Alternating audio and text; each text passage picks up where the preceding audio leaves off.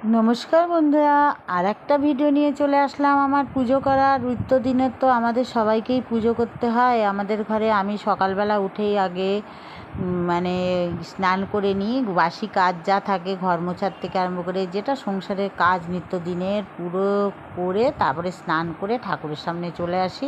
আর পুজো করতে আমার একটু দেরি হয়। আজকে প্রথমেই মহাদেবকে দর্শন করিয়ে দিলাম, কারণ আজকে হলো সোমবার।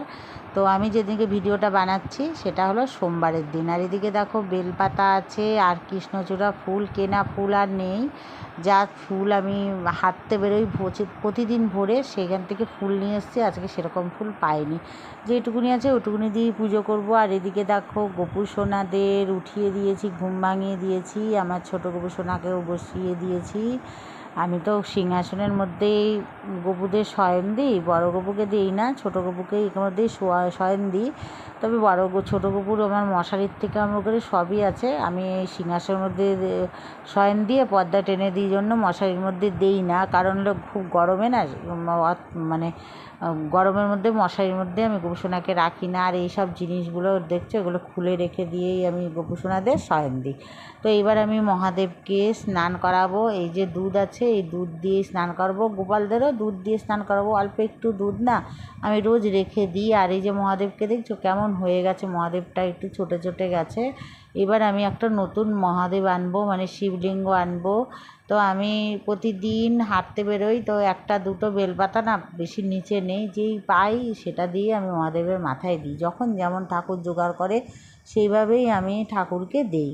তো কলকে ফুল তোমরা তো জানে, কলকে ফুল বেলপাতা দিয়েছি আর কৃষ্ণচূড়া ফুল দিয়ে মহাদেবকে সাজিয়ে দিয়েছি। দুধ দিয়ে মহাদেবের মাথায় জল ঢেলেছি। আর এদিকে জগন্নাথ, বলরাম, সুভদ্রাকেও ফুল দিয়ে দিয়েছি। আর জগন্নাথ, বলরাম, সুভদ্রাকে রোজ আমি স্নান করাই না, কারণ হলো রোজ স্নান করাই না কেন, জগন্নাথদেব তো কাঠের জিনিস যদি রোজ স্নান করাই তাহলে যদি রং টং উঠে যায়, ওর জন্য আমি রোজ স্নান করাই না। এদিকে মহাদেবের সামনে যে ডুমরুটা দেখেছো, এটা আমি কাল মার্কেটে গিয়ে কিনে এনেছি, খুব সুন্দর বাজে।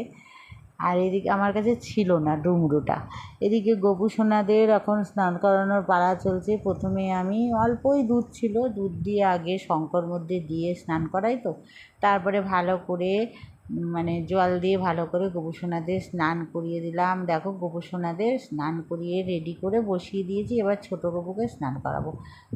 তো বড় গপুকে আজকে এই জামাটা পরিয়ে দিয়েছি, আর ছোটো গপুকে এখন আস্তে আস্তে নিয়ে বসাচ্ছি। দেখো এখন জামাটা খুলে দেবো, জামাটা খুলে গোপুসোনাকে দুধ দিয়ে স্নান করিয়ে দেবো। আজকে আমি গোপুসোনা কী রঙের জামা পরবো জানো, চলো দেখাবো। আর এদিকে দেখো গোপুসোনা যেখানে বসেছিল আমি পারফিউম দিয়ে দিয়েছি, এটা গোপুসোনারই আমি ইউজ করি।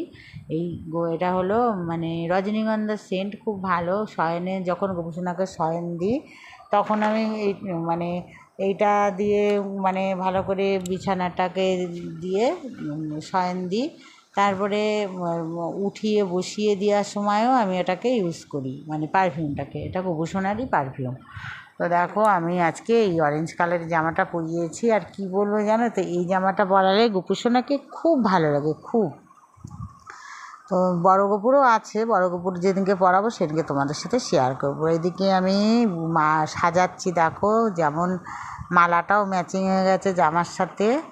তারপরে হাতে বাঁশি দিয়ে দিলাম, গোপুসোনাকে খুব সুন্দর লাগছে। একটু ফুল দিয়ে সাজাবো, ফুল তো বেশি পাইনি, যেইটুকুনি পেয়েছি সেটুকুনি দিয়ে সাজাবো। আর তার আগে আমি গোপুসোনার চরণে তুলসী পাতা দিয়ে দিয়েছি আর ফুলও দিয়ে দিয়েছি। আর তুলসী পাতা দিয়ে দিলাম আগে, কারণ হলো আমি গোপুসোনার জামাটা পরিয়েই তুলসী পাতা দিয়েই বসিয়ে দিয়েছি। দেখো আর গোপুসোনাকে সাজিয়ে দিয়েছি। আর এই যে মুকুটটা, আজকে আমি মাথায় চুল লাগাইনি, এমনি পরিয়েছি। তবে আমি মুকুটটা বেশিক্ষণ পরাবো না, মুকুটটা না খুব ভারী, আমি মনে করি আমার গোপুসোনার কষ্ট হবে মাথায় ভারী একটা মুকুট পরে। তার জন্য আমি মুকুটটা আপাতত পরিয়ে রেখেছি, পরিয়ে খুলে দেবো একটু পরে। তো বড় গপু ছোটো গপুকে সাজিয়ে কেমন লাগছে, ফুল দিয়ে দিয়েছি। এবার আমি ভোগ নিবেদন করব। দেখা হবে আর একটা ভিডিওতে। রাধে রাধে বন্ধুরা।